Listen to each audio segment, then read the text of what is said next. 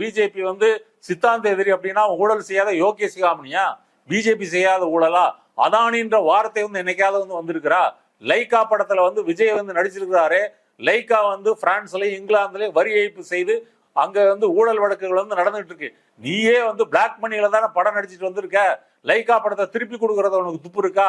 எத்தனை படத்துல நடிச்சிருக்கிற?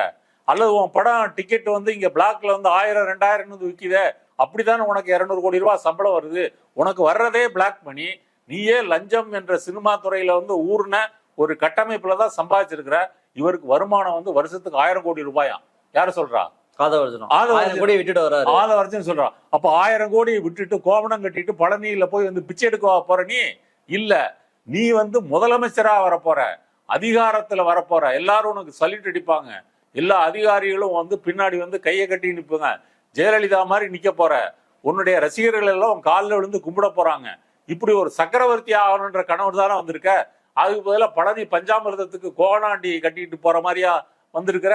அப்போ நீ 1000 கோடியை விட்டுட்டு 10,000 கோடி சம்பாதிப்பதற்கான ஒரு இடத்துக்கு வர்றதைத்தான் ஆதவர்ஜனா வந்து சொல்றாரு.